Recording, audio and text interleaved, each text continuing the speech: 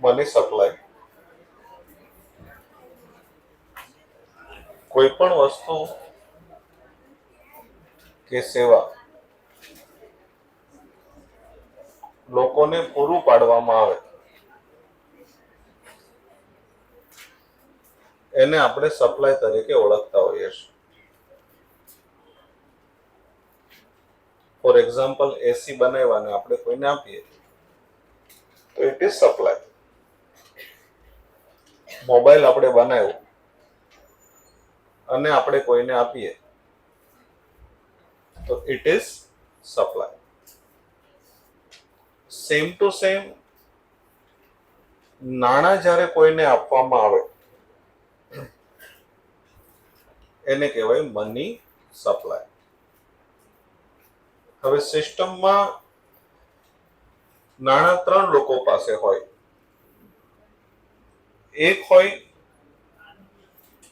Government પાસે એટલે કે આરબીઆઈ પાસે,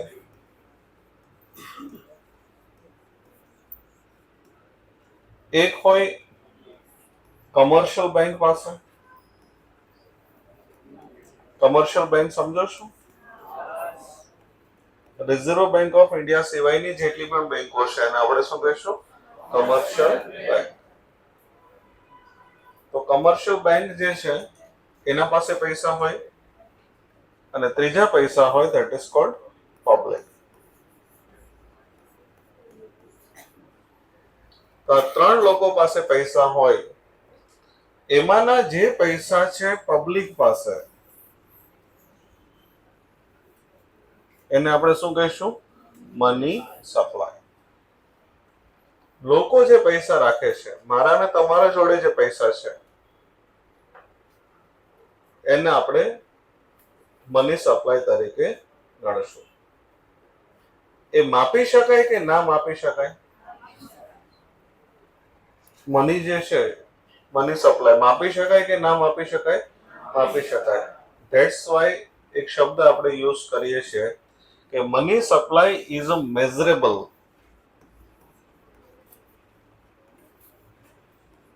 મેઝરેબલ નો મતલબ થાય, લખો માર્જિનમાં, જેને માપી શકાય. મેઝરેબલ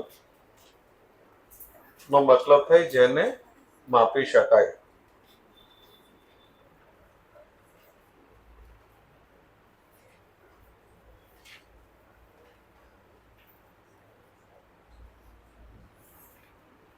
બીજું આપણે ડિસ્કસ કરેલું કે મની સપ્લાય સિસ્ટમમાં વધારે નહીં હોવી જોઈએ, ઓછી નહીં હોવી જોઈએ. એને આપણે કેવો શબ્દ વાપરેલો? Optimal level. કયો શબ્દ વાપરેલો? Optimal level. નહીં વધારે, નહીં ઓછી. તો મની સપ્લાય ઓપ્ટિમલ લેવલે હોવી જોઈએ ઇકોનોમિક સ્ટેબિલિટી માટે.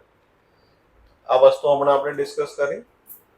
ક્વોન્ટિટી ઓફ મની, નાણાંનો જથ્થો, અવેલેબલ ટુ ધ પીપલ, જે લોકો પાસે છે, ઇન ધ ઇકોનોમી. તો હમણાં જ મેં તમને કીધું, લોકો પાસે જે નાણાંનો જથ્થો છે, મારા તમારા પાસે જે ઘરે પૈસા પડ્યા છે એને આપણે શું ગણશું? Money supply. મની સપ્લાય માપી શકાય છે કે નથી માપી શકાતી? માપી શકાય છે. ધેટ્સ વાય આપણે શબ્દ શું વાપરો? Quantity of money at any point of time is a measurable concept. હવે કોઈ પણ વસ્તુ આપણે માપતા હોઈએ તો 2 સમયે માપી શકાય. એક આપણે માપીએ એનો ફ્લો માપીએ અને એક માપીએ એનો સ્ટોક માપીએ. કોઈ પણ વસ્તુને માપવી હોય તો આપણે 2 રીતે માપી શકીએ. વન ઇઝ ફ્લો અને વન ઇઝ સ્ટોક. આ 2 શબ્દો છે. તો ફ્લો થી માપવું એટલે શું અને સ્ટોક થી માપવું એટલે શું?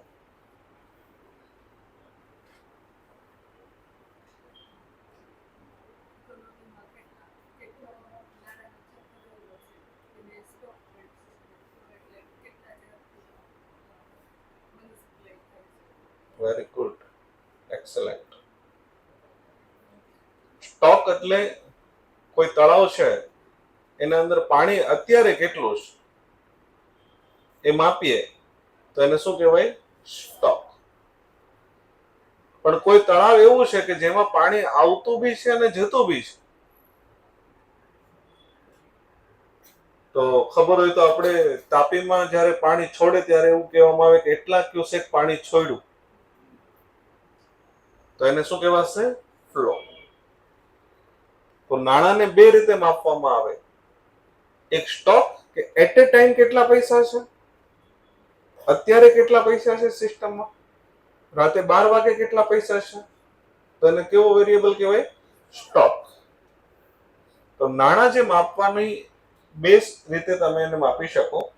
One is stock variable. Cloud બનાવો સ્ટોક. સ્ટોક સમજશો એટલે ઓલું ઓટોમેટિક સમજાય છે.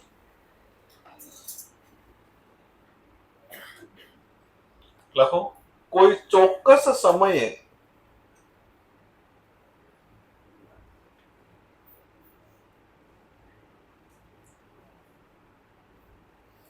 કેટલા નાણાં છે તે દર્શાવે છે. કોઈ ચોક્કસ સમયે કેટલા નાણાં છે તે દર્શાવે છે.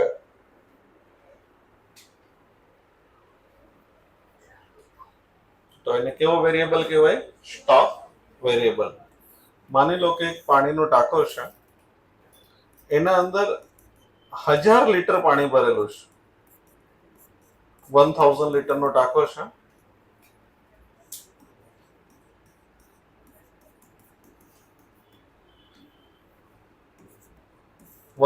લીટરનો ટાંકો છે.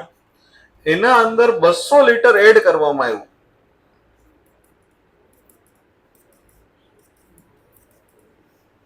તો પાણીનો સ્ટોક કેટલો છે?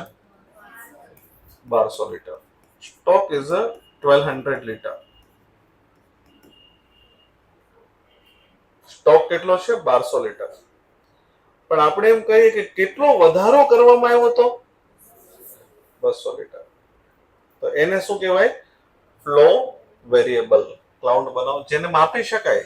વેરિયેબલ શબ્દ આપણે સમજ્યા છીએ, માર્જિનમાં લખી દો, એનું ગુજરાતી નહીં કરીએ આપણે. વેરિયેબલ નો મતલબ થાય જેને માપી શકાય. જેને માપી શકાય. વેરિયેબલ નો મતલબ શું થાય? જેને માપી શકાય. તો જે change in the stock of money, એટલે કે યા તો વધારો અથવા તો ઘટાડો પર મંથ ઓર પર યર, એને શું કહેવામાં આવે? Flow variable.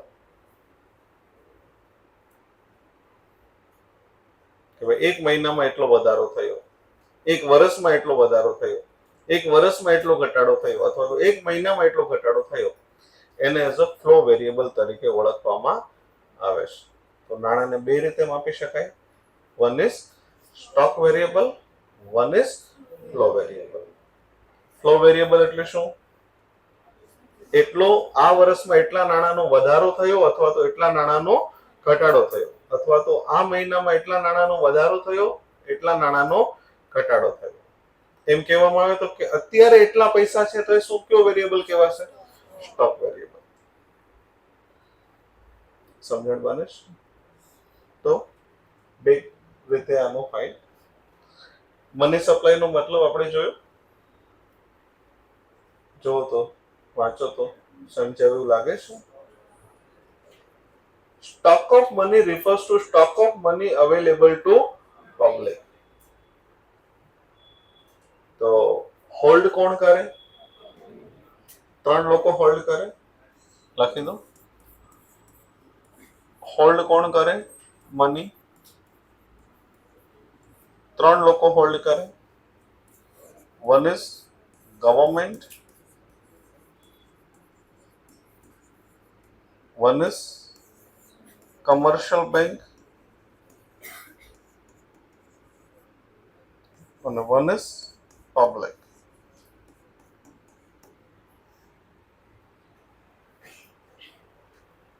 તો પબ્લિક પાસે જે પૈસા છે, ધીસ વન, હે ને, ઓનલી ધીસ વન, એને આપણે શું ગણશું? Stock of money.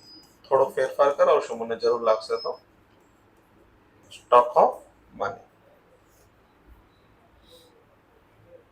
કાઉન્સમાં લખી દો મની સપ્લાય. કૌંસમાં લખી દો મની સપ્લાય. સિસ્ટમને પૈસા આપે કોણ? સિસ્ટમમાં પૈસા આપે કોણ? બે લોકો આપે. વન ઇઝ સેન્ટ્રલ બેંક અને વન ઇઝ કોમર્શિયલ બેંક. તો બે લોકોના નિર્ણય અસર કરે મની સપ્લાય કેટલી રહેશે. મની સપ્લાય કેટલી રહેશે કોના નિર્ણય અસર કરે? બે લોકોના. કોના કોના? Central bank. આરબીઆઈ ની એવી ઈચ્છા છે કે મની સપ્લાય વધવી જોઈએ તો વધારે છાપી નાખશે. આરબીઆઈ ને એવું લાગે છે કે મની સપ્લાય ઘટવી જોઈએ, સીઆરઆર વધારી દેશે. સમજાય શું બોલું છું? આરબીઆઈ ને એવું છે મની સપ્લાય વધવી જોઈએ તો આરબીઆઈ શું કરશે? વધારે છાપશે, સીઆરઆર ઘટાડી દેશે, કેશ રિઝર્વ રેશિયો ઘટી જશે. એટલે શું થશે? પૈસા કોના પાસે આવી જશે? બેંક પાસે. કેશ રિઝર્વ રેશિયો સમજો છો? 10,000 કરોડની થાપણ છે વરાછા બેંક પાસે, તો આરબીઆઈ એવું કીધું બેટા 500 કરોડ તારે મને આપી દેવાના. તો વરાછા બેંક પાસે કેટલા બચ્યા? 9,500 કરોડ. જ્યારે હું આ એક્ઝામ્પલ આપતો હોઉં છું ત્યારે હું એવું માનું છું સ્ટેટ્યુટરી લિક્વિડિટી રેશિયો 0 છે એવું એઝ્યુમ કરીએ છીએ. તો હવે બેંક લોન કેટલી આપી શકશે? 9,500 કરોડ. આરબીઆઈ ને એવી છે કે ઈચ્છા છે કે વરાછા બેંક 9,000 કરોડની જ લોન આપી શકવું જોઈએ. આરબીઆઈ વરાછા બેંકે સિસ્ટમમાં કેટલા પૈસા નાખ્યા? 9,500 કરોડ. 9,500 કરોડ. આરબીઆઈ ની એવી ઈચ્છા છે કે મની સપ્લાય વધારે છે તો વરાછા બેંક 9,500 ના નાખી શકવો જોઈએ, ખાલી 8500 કરોડ નાખી શકવો જોઈએ. તો આરબીઆઈ શું કરશે કે બેટા તું મને 5% આપતો હતો ને, હવે કાલથી 15% આપતો જશે. એટલે વરાછા બેંકે આરબીઆઈ ને કેટલા આપવા પડશે? 1,500 કરોડ. તો લોકોને કેટલા આપી શકશે? 8500 કરોડ. તો મની સપ્લાય ઘટી જશે. હવે પબ્લિકમાં હાહાકાર થઈ ગયો, લોકો પાસે પૈસા નથી. તો આરબીઆઈ કહેશે વરાછા બેંકને બેટા તારા 1,500 કરોડ મારી જોડે પડ્યા છે, તો એક કામ કર 500 ઉપાડ તારા પાસે. એટલે કે હવે તું મને 10% જ મેન્ટેન કરજે, તું મને 10% જ આપજે. તો હવે વરાછા બેંક કેટલી લોન આપી શકશે? 9,000 કરોડ. તો આરબીઆઈ નું ડિસિઝન અસર કરે મની સપ્લાય વધારવામાં ને ઘટાડવામાં. આરબીઆઈ નો નિર્ણય અસર કરે, આરબીઆઈ ના ગવર્નર અસર કરે કે મની સપ્લાય વધારવી હોય તો ચૂટકીમાં વધારી દે, ઘટાડવી હોય તો ચૂટકીમાં ઘટાડી દે. બહુ પાવરફુલ. એમાં બી ફેડરલ રિઝર્વના જે ચેરપર્સન હોય ને એના તો એક એક શબ્દનું મહત્વ હોય. રાતે જનરલી ત્યાં દિવસ હોય, આપણે અહીંયા રાત હોય ત્યારે, અને જ્યારે એની સ્પીચ હોય ને ત્યારે સારા સારા લોકોને સ્પીચ સાંભળવા બેસવું પડે. ફેડરલ રિઝર્વ એમાં બી જ્યારે one of my favourite one બેન બન્નાન્કી કરીને એક હતા એના ફેડરલ રિઝર્વના ચેરપર્સન. એટલો પાવરફુલ માણસ, એનું નોલેજ, એની જે ઇકોનોમિક સિસ્ટમ એને જે સેટ કરેલી, બેન બન્નાન્કી બહુ જબરજસ્ત માણસ હતા. તો ગવર્નર દર 3 મહિને મોનેટરી પોલિસી બહાર પાડે. મોદી સરે તો હવે કોઈનું મહત્વ રહેવા નથી દીધું. વન મેન આર્મી છે, જે મહત્વ છે દેશમાં પોતાનું જ છે. તો એટલા બધા પાવર બધાને લિમિટમાં કામ કરવું પડે છે. એવા જ માણસો બેસાડ્યા છે કે જે પોતાનું કે પોતે કે એટલું જ કરે. આનો દુનિયાને લોસ પણ કે ટેલેન્ટ ન મળે. કેમ રઘુરામ રાજન છે તો એક નંબરના એ મસ્ત ગવર્નર કહેવાય. જૂના આપણા ગવર્નર હતા રઘુરામ રાજન, કોંગ્રેસે બેસાડ્યા.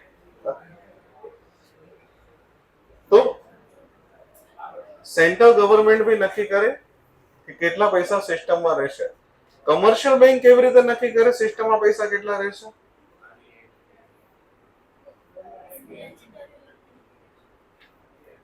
કમર્શિયલ બેંક કેવી રીતે, આઈસીઆઈસીઆઈ બેંક કેવી રીતે નક્કી કરશે સિસ્ટમમાં પૈસા કેટલા રહેશે?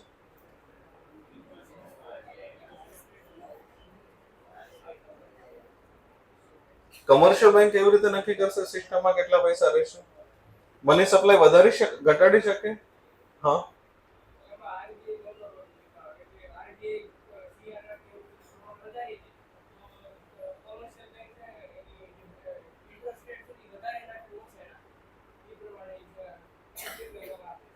Okay, very good. સમજો આ રીતે કે સીઆરઆર 10,000 કરોડ છે વરાછા બેંક પાસે. આરબીઆઈ શું કીધું, બેટા મને કેટલા આપજે? 500 કરોડ, 5% મને આપજે. તો 9500 કરોડ કોને આપજે તું? પબ્લિકને. પણ વરાછા બેંક એમ કરે કે ભાઈ મને નથી આપવા પબ્લિકને એટલા બધા. આરબીઆઈ રિઝર્વ રાખવાનું કેટલું કીધું?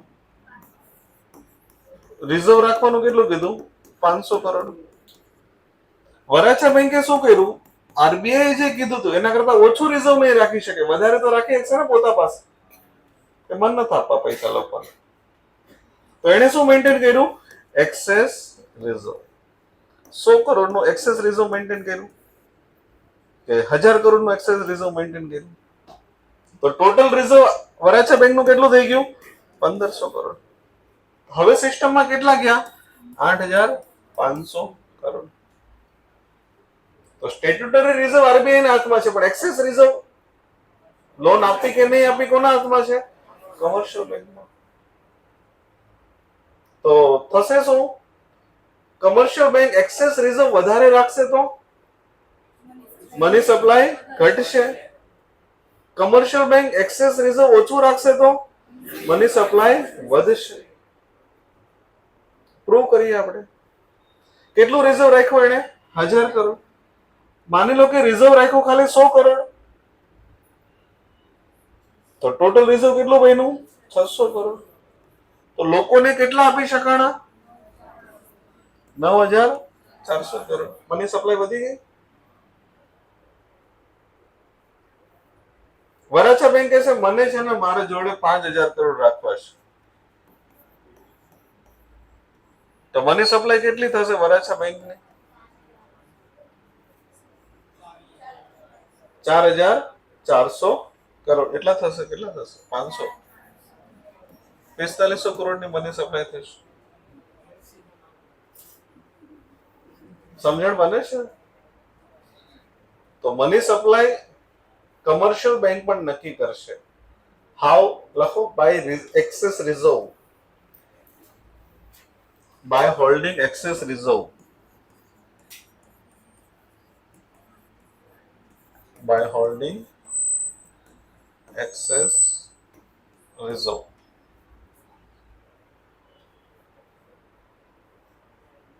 ખાલી એકદમ નીચે એક અલગથી પોઈન્ટ લખી દો. એક્સેસ રિઝર્વ વધારે તો મની સપ્લાય ઓછી. નેગેટિવ રિલેશનશિપ છે.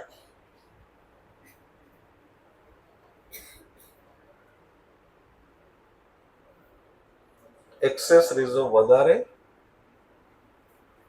તો મની સપ્લાય ઓછી.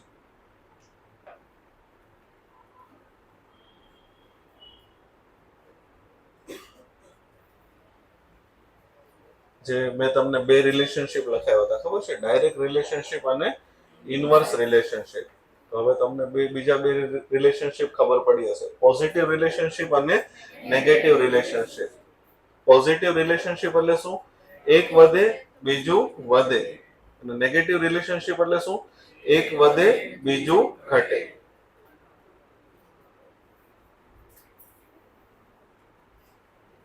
સમજાય છે શું બોલું છું? એને કેવું રિલેશનશિપ કહેવાય? Negative relationship.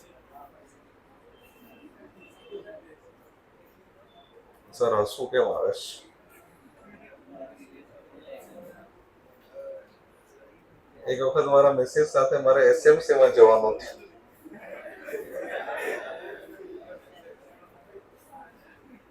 મને કે તમારા વચ્ચે કેવા રિલેશનશિપ છે? મેં કીધું નેગેટિવ.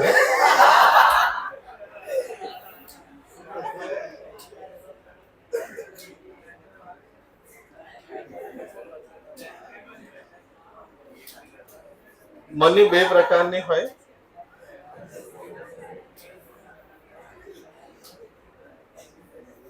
મની કેટલા પ્રકારની હોય? બે પ્રકારની. પાછા ઘરે બેસવા આવો તો રેકોર્ડિંગ નહીં સંભળાવતા હો તમે.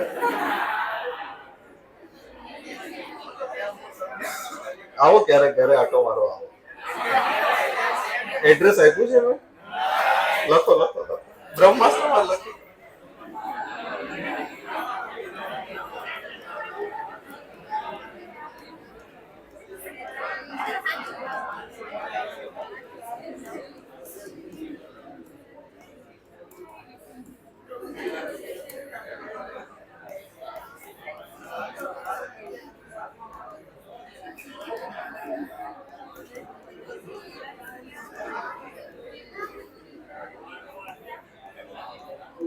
આવો ક્યારેક બધા બેસવા આવો.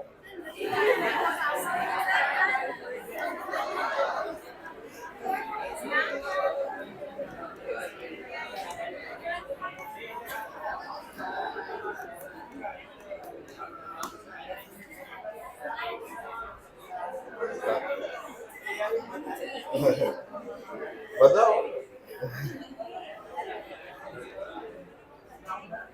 તો મની બાકી છે લખવા.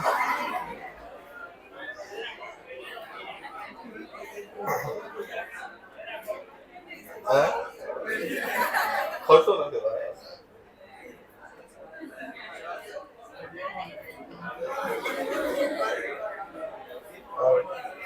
અરે પછી તો બધું થઈ જાય.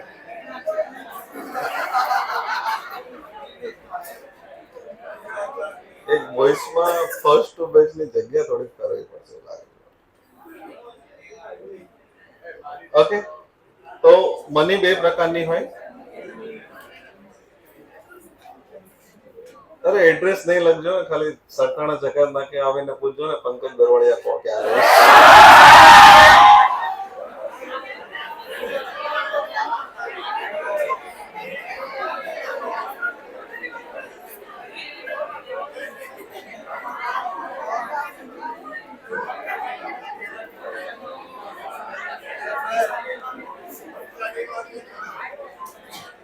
ખાલી સરથાણા જગત ના કે આવવાનું પૂછવાનું પંકજ બરવાડિયા ક્યારે છે, એટલે તમને જવાબ આપશે એ કોણ.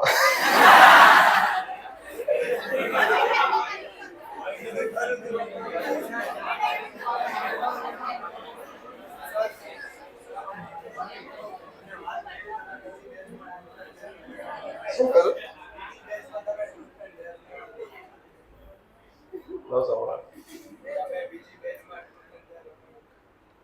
ના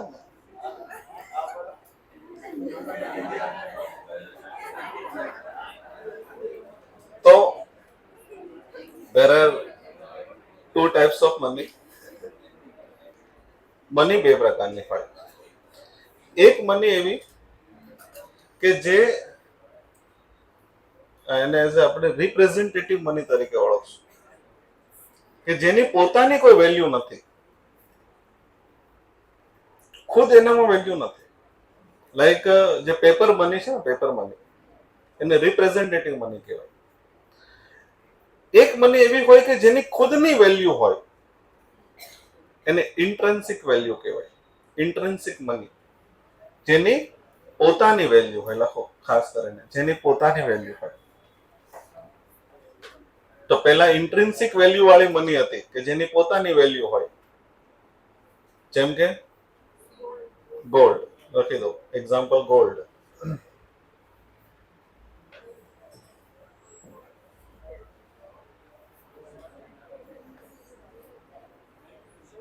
તો ગોલ્ડ ને કેવી મની કહેવાય?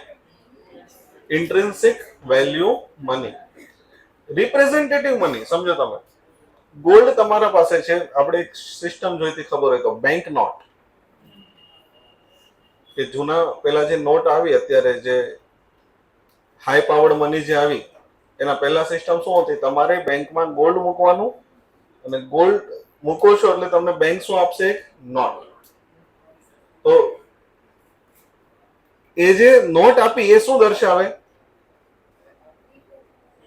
તમારી પાસે ગોલ્ડ પડ્યું છે. તમારા પાસે 100 ગ્રામ ગોલ્ડ હોય તો તમારે શું કરવાનું? બેંકમાં મૂકવાનું. બેંક તમને કાગળ આપશે તો એ કાગળ એ મની થઈ ગયું. એ કાગળ શું દર્શાવે? કે તમારી પાસે ગોલ્ડની માલિકી છે. 100 ગ્રામ ગોલ્ડ તમારું બેંકમાં પડ્યું છે. તો લખ્યું છે અહીંયા ટાઇટલ ટુ કોમોડિટી. લખો કોમોડિટીની માલિકી, વસ્તુની માલિકી.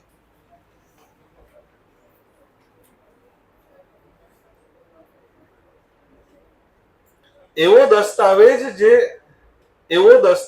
કે જે લખવાનું નથી, ખાલી સાંભળો. એવો દસ્તાવેજ કે જે એવી કોમોડિટીની માલિકી દર્શાવે જેની ખુદની વેલ્યુ છે. તો આપણે જે હિસ્ટ્રીમાં ભણ્યા આને આપણે કરશું બેંક નોટ. લખી દો બેંક નોટ.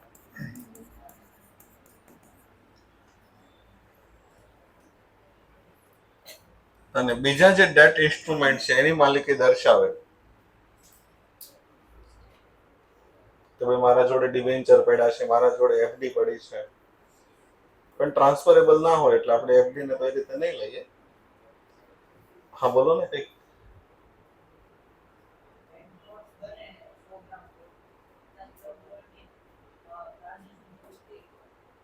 તો પછી એ લોકો એવી વ્યવસ્થા કરે કે તમે એને 2 બેંક નોટ ઇસ્યુ કરાવો અથવા તો 10-10 ગ્રામની તમે બેંક નોટ ઇસ્યુ કરાવડાવો. એવું કંઈક એની વ્યવસ્થા એ વખતે હશે. અત્યારે તો બેંક નોટ છે જ નહીં. તો નાની નાની બેંક નોટ બનાવી આપતા હશે. એ પ્રમાણે જે અનુકૂળતા હશે પ્રેક્ટિકલ લાઈફમાં એ પ્રકારની બેંક નોટ બનાવી આપતા હશે. તો ઇન્ટ્રિન્સિક વેલ્યુ મની કે જેની ખુદની વેલ્યુ છે. હવે કાગળ છે, કાગળ એને આપ્યું બેંક નોટ, તો એની ખુદની થોડી ના કઈ વેલ્યુ છે. પોતાના એ તો કાગળ છે ને. આપણે જે બેંક આપણા ઘરે જે પૈસા આપણે જે યુઝ કરીએ છીએ ડે ટુ ડે લાઈફમાં એની ખુદની થોડી કઈ વેલ્યુ છે. એ તો એક કાગળ છે. તો અત્યારની જે બધી મની છે એને કેવી મની કહીશું? Representative money. લખી દો નોટ આપણી આરબીઆઈ જે કરે છે ને 100 તમારા હિસાબ બનાવી દો કરન્સી નોટ્સ.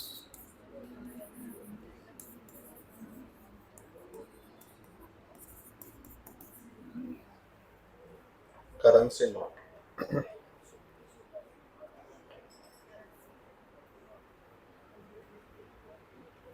તો મનીના 2 પ્રકાર, ઇન્ટ્રિન્સિક વેલ્યુ મની અને રિપ્રેઝેન્ટેટિવ મની. રિપ્રેઝેન્ટેટિવ એટલે આપણે કોઈનો પ્રતિનિધિત્વ કરતા હોઈએ, છે ને. શબ્દ લખેલો રિપ્રેઝેન્ટેટિવ, પ્રતિનિધિત્વ. બીજી કંઈક ઉપર લખો ને એનો ખાલી મતલબ ત્યાં તો પછી અલગ થઈ જશે. પાછું માર્જિનમાં લખી દો રિપ્રેઝેન્ટેટિવ નો મતલબ છે પ્રતિનિધિત્વ કરવું.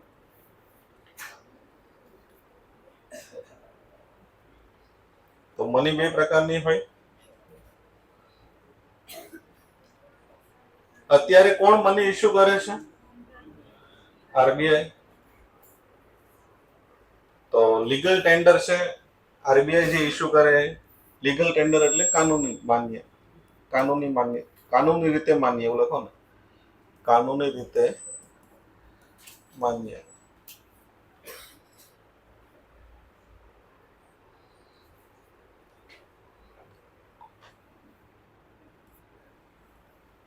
લખો. આધુનિક અર્થતંત્રમાં, આખું ગુજરાતી લખાવું છું જોજો. આધુનિક અર્થતંત્રમાં કરન્સી સેન્ટ્રલ બેંક ઇસ્યુ કરે છે.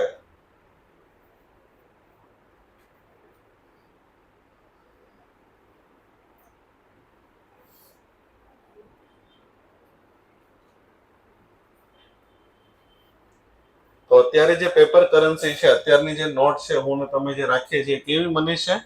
Representative money. તો ક્લાઉડ બનાવો પેપર કરન્સી.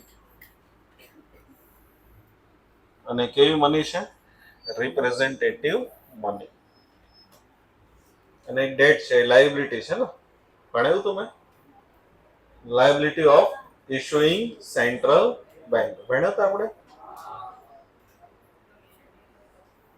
પેલો જે કનૈયા ડેરીનો જે બિલ્લો હતો એની વેલ્યુ પ્રોવાઈડ કરવાની જવાબદારી કોની હતી? કનૈયા ડેરીની. એમ જે નોટ છે એની વેલ્યુ પૂરી પાડવાની જવાબદારી કોની છે? RBI. Reserve bank of India. સિસ્ટમમાં બે મની હોય.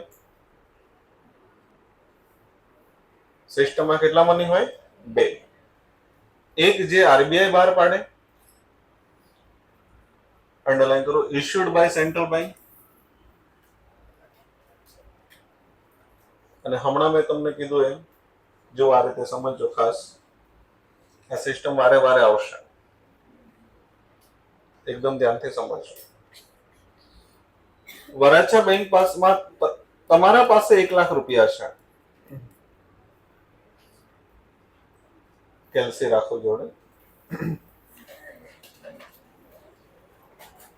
તમારા પાસે 1000 રૂપિયા છે. આપણે થોડીક વાર એવું એઝ્યુમ કરશું કે વ્યક્તિ પોતાના પાસે પૈસા નથી રાખતો અને બેંક વધારે રિઝર્વ રાખતી નથી. બે વસ્તુ એઝ્યુમ કરું છું. શું બે વસ્તુ એઝ્યુમ કરું છું?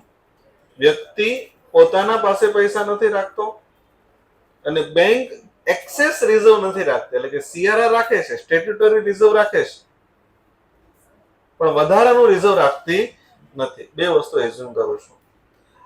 તમે બેંકમાં મૂક્યા તો તમારી પાસે 1000 રૂપિયા છે બેંકમાં. તમારા પાસે કેટલા રૂપિયા છે બેંકમાં? 1000 રૂપિયા. કઈ ડિપોઝિટ હશે? ડિમાન્ડ ડિપોઝિટ હશે. તમને જ્યારે જોતા હશે ત્યારે તમને મળી જશે. હું અહીંયા એઝ્યુમ કરું છું કે 10% રિઝર્વ છે, સીઆરઆર, સ્ટેટ્યુટરી રિઝર્વ 10% છે. તો બેંક કેટલાનું ધિરાણ આપશે? 900 નું આપશે. તો કોઈ વ્યક્તિ પાસે 900 રૂપિયા આવ્યા, આપણે શું એઝ્યુમ કર્યું? એને 900 રૂપિયા પાછા ક્યાં મૂકી દીધા?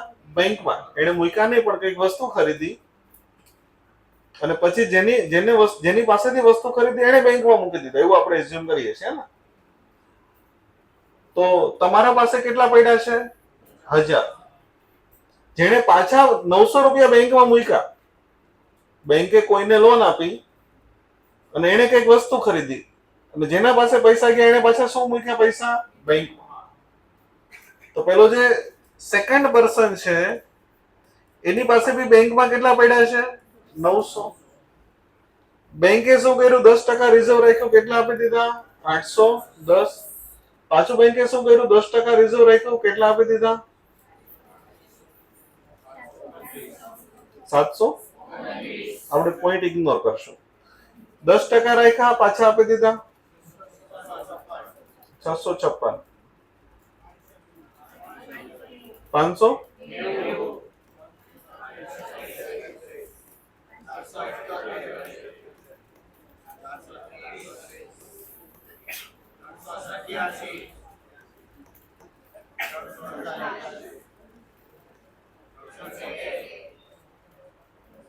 સમજ પડે છે?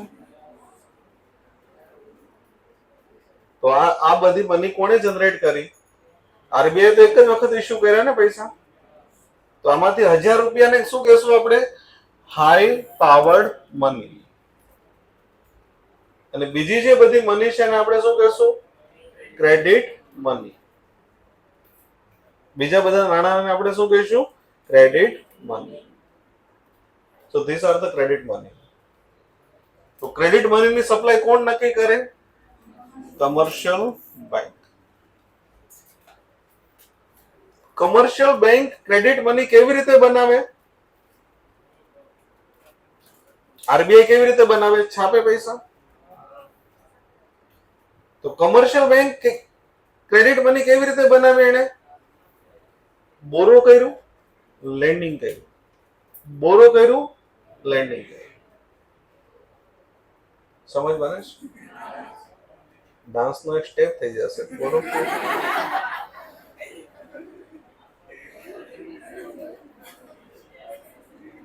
સમજ બને છે? તો કેવી રીતે પૈસા બનાવે છે કમર્શિયલ બેંક? બોરો કરે છે, લેન્ડિંગ કરે છે. તો લખો ઉપર કંઈક લખ્યું જશે આગળ જો.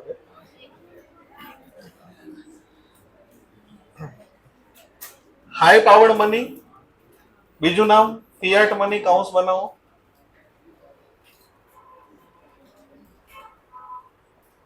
હવે ધ્યાનથી સમજો.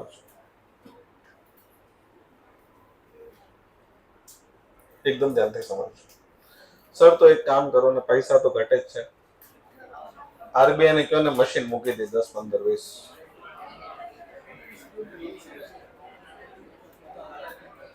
આરબીઆઈ પોતાની જે મશીનરી છે, નહીતર એક કામ કરો સર, એટલે આરબીઆઈ ના જે મશીન છે ત્યાં પેલા પ્રોફેસર ને બોલાવી લો, મની હાઇસ્ટ વાળા.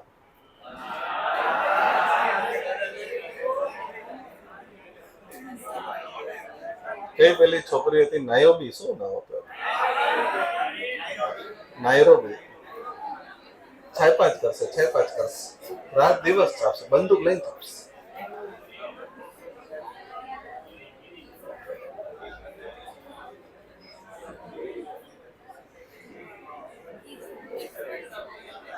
તો મની હાઇસ્ટમાં જે રીતે પૈસા છાપે છે એવી રીતે પૈસા છાપે તો નાણાંની વેલ્યુ કેવી થઈ જાય?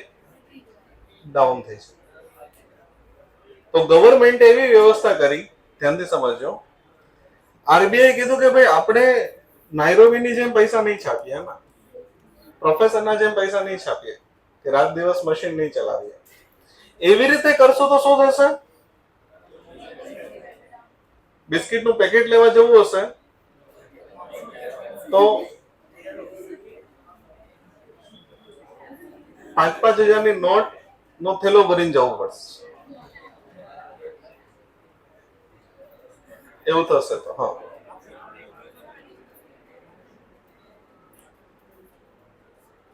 તો એવું થશે.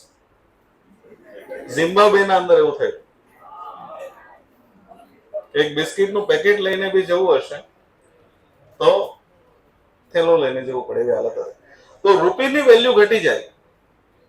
તો ગવર્મેન્ટે એક મેકેનિઝમ સેટ કર્યું છે કે આરબીઆઈ ને પૈસા છાપવા હશે તો થોડીક વાર હમણાં જે બોલું છું થોડુંક રોંગ છે અને હું હમણાં કરેક્ટ કરું છું કે આરબીઆઈ ને 10,000 કરોડ છાપવા છે, પ્રિન્ટ કરવા છે, તો 10,000 કરોડનું રિઝર્વ રાખવું પડશે. એટલે કે 10,000 કરોડનું એને ગોલ્ડ રાખવું પડશે, અથવા તો યુએસ ડોલર રાખવા પડશે, અથવા તો કંઈ પણ XYZ અસેટ્સ રાખવી પડશે. તો આરબીઆઈ ને 10,000 કરોડ છાપવા હોય તો આરબીઆઈ શું કરશે? 10,000 કરોડનું ગોલ્ડ સાઈડમાં મૂકી દેશે. એટલે ગોલ્ડ ન હોય તો આરબીઆઈ સિસ્ટમમાં પૈસા છાપી શકે નહીં. એટલે આરબીઆઈ ઉપર બાય ડિફોલ્ટ કંટ્રોલ રહી ગયો. હવે સમજો, સિસ્ટમ આ હતી, ઓરિજિનલી સિસ્ટમ આ હતી, પણ આ સિસ્ટમ બનાવવા વાળું કોણ? ગવર્મેન્ટ. ખુદે જ નિયમ બનાવ્યો છે ને કે ભાઈ એટલું ગોલ્ડ રાખવાનું ને રૂપિયા છાપવાના. પણ સિસ્ટમમાં તકલીફ એવી પડી કે ગોલ્ડ ઓછો હતો આપણા પાસે નહીં, બધા પાસે એવું હાલત હતી. તો આરબીઆઈ એવું નક્કી કર્યું, એક કામ કરીએ આપણે, હવે પૈસા તો વધારે છાપવા પડે છે, તો એક કામ કરીએ, 10,000 કરોડનું ગોલ્ડ હોય ને તો 120% છાપી શકાશે. એટલે કેટલા છાપી શકાશે? 12,000 કરોડ. તો હજી પૈસા ઘટતા હતા. તો આરબીઆઈ મતલબ આખા બધા જગ્યાએ કે 10,000 કરોડનું ગોલ્ડ હોય ને એક કામ કરો, 15,000 કરોડ છાપી નાખો. હજી ઘટતા હતા. તો એવું કીધું 10,000 કરોડનું ગોલ્ડ છે, એક કામ કરો, 18,000 કરોડ છાપી નાખો. તો અહીંયા હવે સિસ્ટમ એવી આવી ગઈ, મિનિમમ રિઝર્વ સિસ્ટમ. અત્યારે દરેક સેન્ટ્રલ બેંક શું ફોલો કરે છે? Minimum reserve system. એ બધા દેશની પોતપોતાના હિસાબે પોતપોતાની અલગ સિસ્ટમ છે. કેવી સિસ્ટમ લાવી દીધી? Minimum reserve system. એટલે કે તમે પૈસા છાપો છો તો એટલા ટકા તમારે રિઝર્વ કરવાનું છે. જેથી તો અત્યારે એ સિસ્ટમથી અત્યારે પૈસા છપાય છે. ફરી વખત કે હાઈ પાવર્ડ મનીમાં શું આપવામાં આવે છે? Supporting reserve. અંડરલાઈન કરો, સપોર્ટિંગ રિઝર્વ. અને હાઈ પાવર્ડ મનીની ગેરંટી કોણ લેશે? Guaranteed by the government. જે પેલી કનૈયા ડેરીનો જે સિક્કો હતો એની ગેરંટી કોણે લીધી હતી? કનૈયા ડેરી. એમ હાઈ પાવર્ડ મનીની ગેરંટી કોણ લેશે? ગવર્મેન્ટ. મેં તમને બે શબ્દો હમણાં સમજાવ્યા કે કમર્શિયલ બેંક કેવી રીતે નાણાં જનરેટ કરે છે. ડબલ અંડરલાઈન કરો, બોરોવિંગ અને લેન્ડિંગ. લોકો પાસેથી બોરો કરી લોકોને આપે. આ પ્રોસેસ દરમિયાન કમર્શિયલ બેંક પૈસા, જો કમર્શિયલ બેંક બધાને તો આપવાના નથી ને. વરાછા બેંકમાં 10,000 કરોડ પડ્યા છે તો બધા થોડી એક સાથે લેવા આવવાના છે. એટલે વરાછા બેંક શું કરે? પોતાના અંદર 300 કરોડ રાખે, 9700 કરોડ બધાને આપી દે. તો સિસ્ટમમાં પૈસા જનરેટ થયા. તમારા બી 10,000 કરોડ તો પડ્યા જ છે, તમારા બધાના પડ્યા છે ત્યાં બેંકમાં. એ તો પડ્યા જ છે, વર્ચ્યુઅલી પડ્યા છે ને. એવું થોડી છે કે ભાઈ મારા પૈસા છે પેલા ખૂણા મૂક દે છે. એવી રીતે તો મૂક્યા નથી. બધાના સાગમટે 10,000 કરોડ પડ્યા છે. તો શું કરશે? દરેક વ્યક્તિ જયારે વરાછા બેંકની કામ શું? કોઈ પણ વ્યક્તિ પૈસા લેવા આવે ત્યારે પાછો જોવો જોઈએ ને. બધા તો એક સાથે આવવાનું નથી. બધા એક સાથે આવે તો વરાછા બેંક ઉઠી જાય, પણ એવું થતું નથી. તો બોરોવિંગ અને લેન્ડિંગ દરમિયાન કોમર્શિયલ બેંક શું કરે છે? મની સપ્લાય જનરેટ કરે છે. હવે Fiat money, high powered money કેટલી રહેશે કોણ નક્કી કરશે? કોનું ડિસિઝન અસર કરશે અહીંયા? Central bank. અંડરલાઈન કરો, સેન્ટ્રલ બેંક. એક્સેસ રિઝર્વ રાખવું કે નહીં રાખવું કોણ નક્કી કરશે? Commercial bank. તો હાઈ પાવર્ડ મની કેટલી રહેશે કોના પર આધારિત છે? સેન્ટ્રલ બેંક ઉપર. આ કોના ઉપર આધારિત છે? બે વ્યક્તિ ઉપર. અહીંયા આરબીઆઈ નો શું રોલ છે? અહીંયા સીઆરઆર સ્ટેટ્યુટરી રિઝર્વ કોણ નક્કી કરે છે? આરબીઆઈ. તો ક્રેડિટ મની, જો સ્ટેટ્યુટરી રિઝર્વ વધશે તો 10% રાખવાના હતા, હવે આરબીઆઈ કીધું 25% રાખવાના છે. તો શું થશે? મની, ક્રેડિટ મની ની સપ્લાય વધશે કે ઘટશે? ઘટશે. તો લખો અહીંયા total reserve is equal two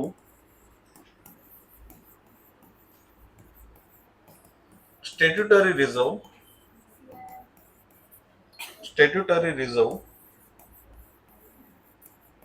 plus excess reserve.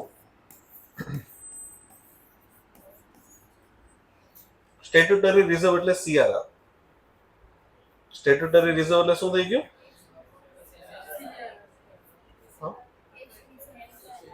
નહીં, એસએલઆર તો અલગ પાછું, એ તો અલગ છે. સ્ટેટ્યુટરી નો મતલબ ફરજિયાત કહું છું અહીંયા. સ્ટેટ્યુટરી શબ્દ યુઝ કર્યો છે મેં. એસએલઆર તો અલગ પાછું, એ તો અલગ. ત્યાં લખી દો ને સીઆરઆર. પેલામાં રિઝર્વ નથી રાખવાનું, ખાલી અસેટ્સ પોતાના પાસે રાખે. સ્ટેટ્યુટરી લિક્વિડિટી રેશિયો તો અલગ, એને તમે અહીંયા કમ્બાઈન નહીં કરો. કાઉન્સમાં લખી દો ફરજિયાત રિઝર્વ રાખવું પડે. ફરજિયાત રિઝર્વ રાખવું પડે એ.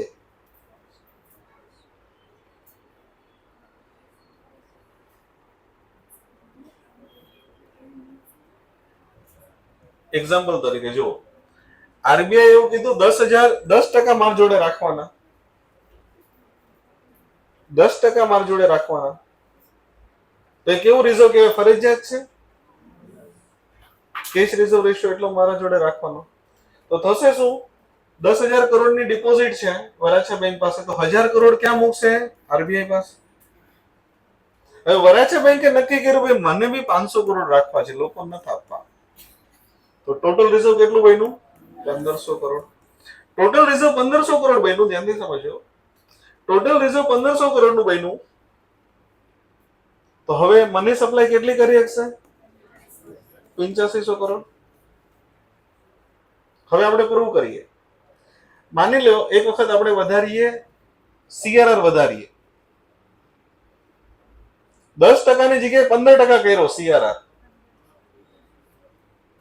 તો તો હવે આરબીઆઈ ને કેટલા આપવા પડશે? 1500 કરોડ. વરાછા બેંકે 500 કરોડ પોતાના પાસે રાખ્યા, તો હવે ટોટલ રિઝર્વ કેટલું થઈ ગયું? 2000 કરોડ. મની સપ્લાય કેટલી થઈ ગઈ? 8000 કરોડ. તો રિઝર્વ વધ્યું, મની સપ્લાય ઘટી. રિઝર્વ વધ્યું, મની સપ્લાય ઘટી. હવે પેલું એક્સેસ રિઝર્વ વાળું પ્રૂવ કરીએ. આરબીઆઈ એવું કીધું મારા જોડે 10% રાખવાના. આ પોઈન્ટ આરબીઆઈ શું કીધું? મારા જોડે કેટલા રાખવાના? 10%. વરાછા બેંક કહેશે મને મારા જોડે રાખવા છે 900 કરોડ. તો વરાછા બેંક ટોટલ કેટલા રાખશે રિઝર્વ? 1900 કરોડ. તો ધિરાણ કેટલું આપી શકશે? 8100 કરોડ. તો એક્સેસ રિઝર્વ વધ્યું. એક્સેસ રિઝર્વ શું થયું? વધ્યું. તો મની સપ્લાય ઘટી. તો આ નક્કી કોણ કરે? એક્સેસ રિઝર્વ રાખવું કે નહીં રાખવું કોણ નક્કી કરશે? Commercial bank. તો બે લોકોના ડિસિઝન અસર કરે મની સપ્લાયને, કમર્શિયલ બેંકના અને સેન્ટ્રલ બેંકના. તો અંડરલાઈન કરો, કમર્શિયલ બેંક અને સેન્ટ્રલ બેંક.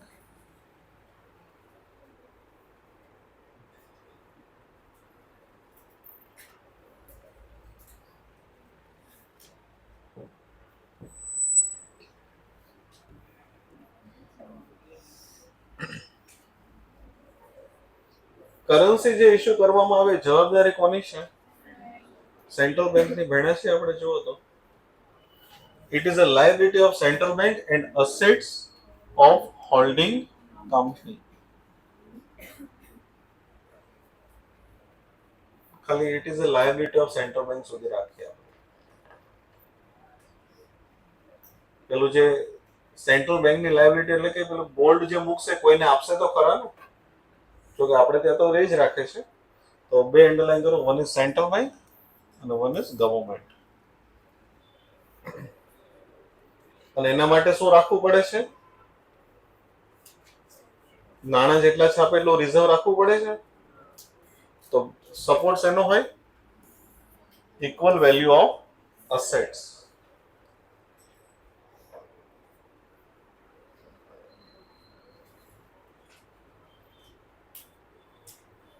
લખો, સેન્ટ્રલ બેંક દ્વારા જે હાઈ પાવર્ડ મની ઇશ્યુ કરવામાં આવે છે તે સરકારની જવાબદારી છે.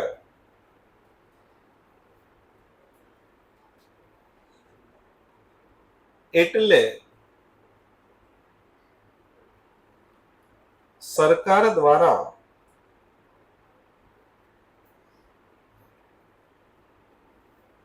એટલા જ રકમની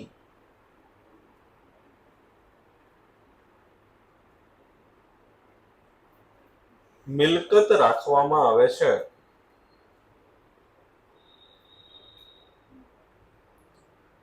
કાઉન્સમાં લખી દો, ગોલ્ડ અને વિદેશી હુંડિયામણ.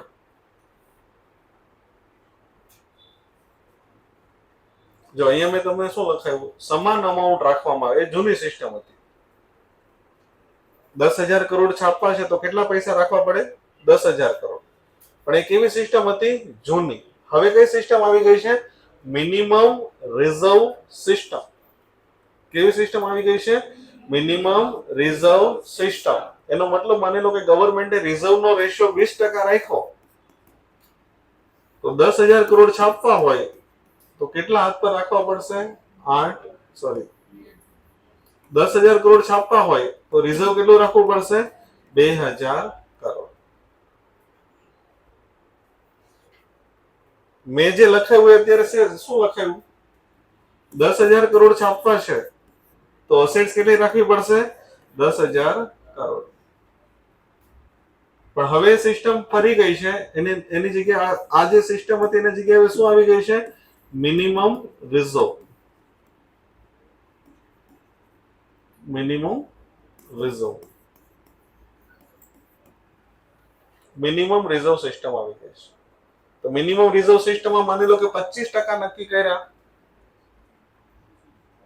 તો સરકારને 10,000 કરોડ છાપવા છે, તો મિનિમમ કેટલાની એસેટ્સ રાખવાની? 2500 કરોડ. શું રાખવાનું? ગોલ્ડ અથવા તો યુએસ ડોલર. ફોરેન એક્સચેન્જ, કોઈ બી ફોરેન એક્સચેન્જ ચાલશે. તો આવી રીતે સિસ્ટમ ચાલે છે. સમજ્યા આપણે? જોવો તો ક્લાઉડ બનાવો, મિનિમમ રિઝર્વ સિસ્ટમ.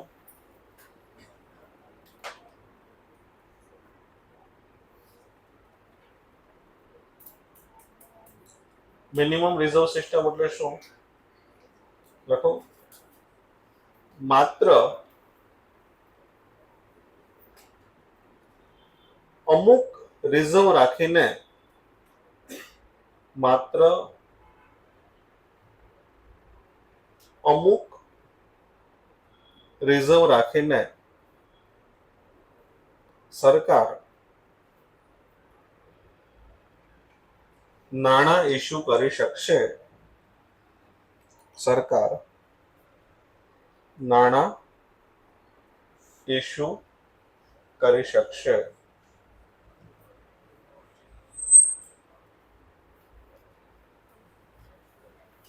બિટકોઇન ખબર શું?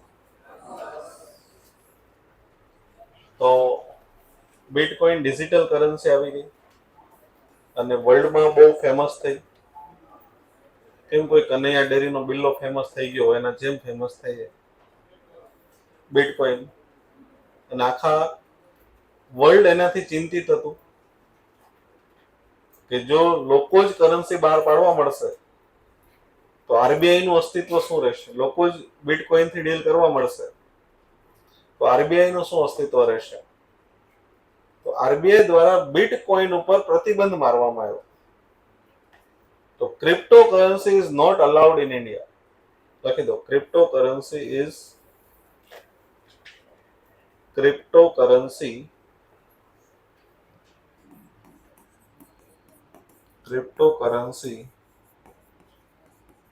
is not legal tender.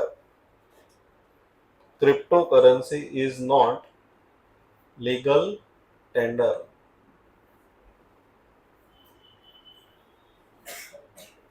Example લખી દો ત્યાં, બિટકોઇન.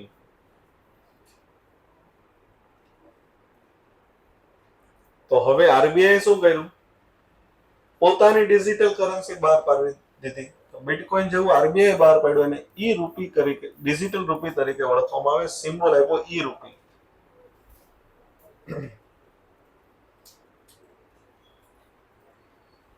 તો ક્રિપ્ટોકરન્સી જેવી કરન્સી જે ગવર્મેન્ટે બનાવી ઇન્ડિયાની અંદર, એનું નામ શું છે? Central board digital currency. Central board digital currency એટલે ગવર્મેન્ટ દ્વારા જે કરન્સી, બિટકોઇન જેવી કરન્સી બહાર પાડવામાં આવે એને શું કહેવાય? Central board digital currency. તો ડિજિટલ રૂપી બહાર પાડવામાં આવ્યું. સર આ જોતા હોય તો ફિઝિકલ રૂપીઝ આપવાના, ડિજિટલ રૂપી મળશે. ફિઝિકલ કરન્સી આપવાની, ફિઝિકલ એટલે બેંક થી આપશો તો બી ચાલશે. તો તમને શું મળશે? ડિજિટલ રૂપી. તો આરબીઆઈ ડિજિટલાઇઝેશન માટે ડિજિટલ રૂપી બહાર પાડી. તો સીબીડીસી એટલે સેન્ટ્રલ બોર્ડ ડિજિટલ કરન્સી. કોણ બહાર પાડી છે? Central bank. એનું સ્વરૂપ કેવું છે? Digital form. એ જોતી હોય તો લખ્યું છે અહીં, અંડરલાઈન કરો, exchangeable with existing currency. કૌંસમાં લખો, હાલના ચલણથી તેને મેળવી શકાશે. હાલના ચલણથી તેને મેળવી શકાશે. આજના દિવસ માટે એટલું રાખીએ. Thank you very much.